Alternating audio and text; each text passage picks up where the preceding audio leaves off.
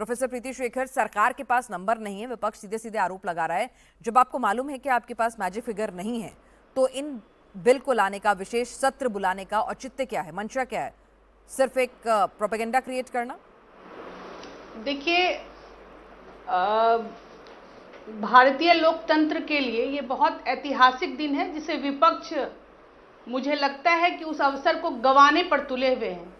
और यह जरूरत इसलिए महसूस हुई क्योंकि 2023 में जो नारी शक्ति वंदन अधिनियम दोनों सदनों से पारित हुआ था, उसके आधार पर पहले जनगणना होनी थी, फिर परिसीमन होना था, उसके बाद इस आरक्षण का लाभ महिलाओं को मिलना था। और आप सब लोग जानते हैं कि कोरोना कोविड जैसी महामारी में जनगणना का कार्य बाधित हो गया, और अब जबकि वो 2026 में होना है, तो उस आधार पर 2029 में बढ़ी हुई सीटों पर, जो कि सरकार अभी मसौदा तैयार कर रही है, उन बढ़ी हुई सीटों पर 33% महिला आरक्षण का लाभ भारत की महिलाओं को मिलने वाला है। अगर मंशा इतनी साफ सुथरी थी और आप विपक्ष को मौका देना चाहते थे, जैसे कि प्रधानमंत्री ने भी कहा कि ब्लैंक चेक एक तरह से दे रहे हैं, तो जरा ये भी बता देते कि पहले कंसेंसस विशेष सत्र बुलाने से पहले कर लेते कि भाई आइए आपकी सारी संशय दूर करते हैं और आके बैठते हैं, मिल बैठ के बात करते हैं, ताकि सदन में ये मैजिक फिगर हासिल हो पाए बनस्पत इसके कि आज ये मैजिक फिगर मिलेगा कि नहीं। इस पर सवाल मैं आपसे पूछ रही हूं, आपके पास मैं लौटूंगी, लेकिन इस बीच प्रधानमंत्री मोदी ने एक पोस्ट किया है। उन्होंने आज 3 ट्वीट किए। पहले उन्होंने लिखा कि संसद में नारी शक्ति वंदन अधिनियम में देर रात तक चर्चा चली, जो भ्रम फैलाए जा रहे हैं उनका तर्क संगत जवाब दिया गया, जिनके मन में विरोध का विषय था उसका भी समाधान किया गया। पीएम ने कहा कि महिला आरक्षण पर 4 दशक तक बहुत राजनीति हुई, अब आधी आबादी को अपना अधिकार मिलना चाहिए। उन्होंने अपील की कि लोकसभा में मतदान के दौरान विपक्ष संवेदनशीलता से फैसला ले और महिला आरक्षण बिल के समर्थन में वोट दे। प्रधानमंत्री ने और भी ट्वीट किए हैं, तो यानी कि वो उम्मीद कर रहे हैं कि विपक्ष को, वो कह रहे हैं अपॉर्चुनिटी दे रहा हूं कि आप जो है इसका पूरा क्रेडिट ले लीजिए, लेकिन महिलाओं को उनका हक दिलवा के रहिए। महिलाएं पहले से ही पिछले 4 दशकों से इंतजार कर रही हैं, अब और इंतजार मत करवाइए, आपके पास एक सुनहरा मौका है। बाकायदा प्रधानमंत्री तो कहते हैं कि सरकारी खर्च पर वो विज्ञापन देंगे जिसमें तमाम विपक्ष के नेताओं की फोटो होगी। तो प्रधानमंत्री की अपील इस बार अंतरात्मा की आवाज सुनने की है। उन्होंने एक और ट्वीट किया है।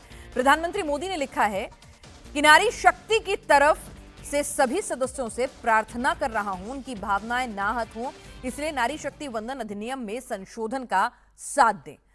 तो प्रधानमंत्री तीसरा पोस्ट भी आपको दिखा देते हैं। उन्होंने कहा कि सभी सांसद अपने घर में मां, बहन, बेटी, पत्नी को याद कर अंतरात्मा की आवाज सुनिए। पीएम ने कहा कि देश की नारी शक्ति की सेवा का और उनके वंदन करने का ये बहुत बड़ा अवसर है। अगर ये बिल पास हुआ तो देश की नारी शक्ति और सशक्त होगी, देश का लोकतंत्र और सशक्त होगा। पीएम ने कहा कि आज इतिहास रचने का मौका है, सभी सदस्य मिलकर भारत की नारी को, देश की आधी आबादी को उसका हक दें। तो सवाल यह है कि आखिर झुकेगा तो कौन झुकेगा?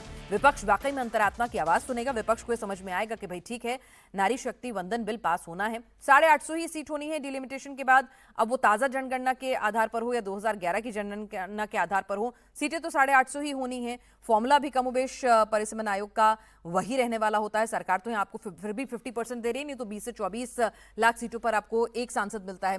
तो फिर यहाँ पर विपक्ष क्यों नहीं राजी हो जाता है अगर ये ऑप्शन सरकार दे रही है? समाजवादी पार्टी से घनश्याम तिवारी जी, 850 सीटें होनी हैं, चाहे वो आज की जनगणना के बाद हो या फिर उसका रेफरेंस अगर जो नई जनगणना होगी उसके बाद भी यही नंबर रहेगा। महिलाओं को 33% आरक्षण मिलना है, इसी नंबर पर मिलना है। तो फिर अगर आज हो जाएगा तो दिक्कत क्या है? और जहां तक आपने कही साउथ और नॉर्थ के फॉर्मूला की, वो फॉर्मूला भी वही रहना है। वही तो है, पजल है, थोड़ी बताऊंगा इसका आंसर ऐसे। सोल्यूशन है, मिलेगा तो मैं बोल दूंगा यही है। वही तो है, पजल है, थोड़ी बताऊंगा इसका आंसर ऐसे। सोल्यूशन है, मिलेगा तो मैं बोल दूंगा यही है।